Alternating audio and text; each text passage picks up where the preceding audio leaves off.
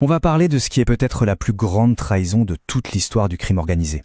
Oubliez les histoires de vol ou de meurtre, là on parle d'un acte de déloyauté tellement énorme, tellement total, qu'il a fait tomber un empire entier.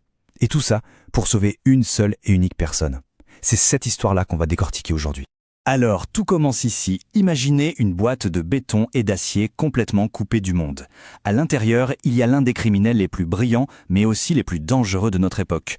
Capturé, fini. Du moins, c'est ce que tout le monde pensait. Parce que pendant que son corps était bien en prison, son esprit, lui, était totalement libre. Son organisation tentaculaire, un vrai réseau mondial de trafic de drogue, d'armes, de technologie, eh bien, elle continuait de tourner comme si de rien n'était, et les ordres, eux, ils n'ont jamais cessé d'être envoyés. La question qui se pose, c'est s'il est enfermé, qui est vraiment aux commandes? Qui envoie ces messages codés qui font bouger des millions de dollars et des centaines de personnes aux quatre coins du globe? La réponse est plus folle que n'importe quel film. Ok, pour bien comprendre ce qui se trame, il faut d'abord mettre un nom sur ce fantôme, cette présence invisible qui continue de tirer toutes les ficelles depuis sa prison.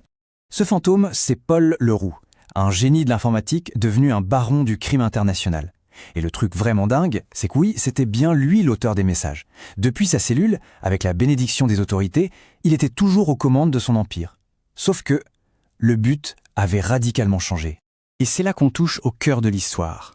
Ces ordres ne servaient plus à faire grandir son organisation. Non, ils étaient conçus pour la détruire.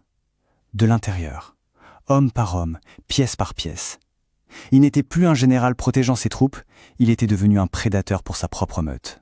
Pour bien saisir l'échelle de cette trahison, il faut comprendre ce qui était en jeu. On ne parle pas d'une petite bande de quartier là, c'était un monstre, un vrai monstre économique et humain. Voilà, c'est la valeur estimée de l'empire de Leroux.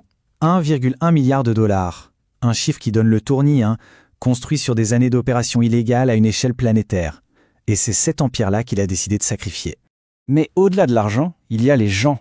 Plus de 1000 personnes travaillaient pour lui. Des soldats, des informaticiens, des logisticiens, toute une armée qui lui avait juré une loyauté absolue. Et attention, il n'a pas commencé par les petites mains, pas du tout. Ses premières cibles, c'étaient ses plus proches collaborateurs, ses lieutenants les plus fidèles, des ministres qu'il avait corrompus dans plusieurs pays, bref, les piliers de son organisation. Personne, absolument personne, n'était à l'abri. Alors comment un seul homme, depuis une cellule, a-t-il pu orchestrer une purge pareille ? La réponse, elle est dans sa méthode, un piège numérique froid, calculé, et surtout dans sa véritable motivation. Le point crucial, il est là. Leroux ne cherchait pas du tout à s'échapper. En fait, il avait passé un deal avec les autorités. En échange de son aide pour démanteler son propre réseau, il négociait sa propre survie, une peine réduite. Il a tout simplement décidé de vendre tout le monde pour se sauver lui-même. Et le processus était d'une simplicité glaçante. Les enquêteurs lui disaient qui il voulait attraper. Leroux écrivait un message crypté, un ordre qui avait l'air tout à fait normal, donne rendez-vous à son lieutenant à un endroit précis. L'homme de confiance y allait, et il tombait tout droit dans les bras de la police. Et le cycle recommençait encore et encore. Passons maintenant au bilan, au résultat de ce pacte diabolique. Quel a été au final le coût de cette trahison qui reste sans précédent? Ce graphique, il résume tout parfaitement. Le déséquilibre est total.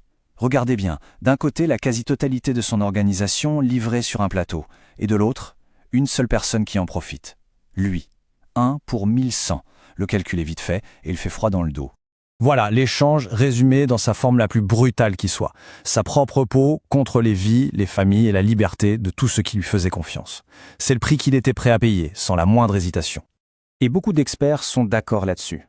Jamais un chef de cette envergure n'avait, de façon aussi systématique et personnelle, démantelé sa propre création avec une telle efficacité.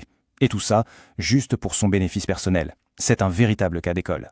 Tout ça nous laisse avec une question assez troublante, finalement. Dans un monde guidé par le pouvoir et l'intérêt personnel, que vaut vraiment la loyauté? L'histoire de Paul Leroux, elle suggère que pour certains, ce n'est qu'une monnaie d'échange. La première chose à sacrifier quand sa propre survie est en jeu. Une pensée qui laisse un goût assez amer sur la nature humaine.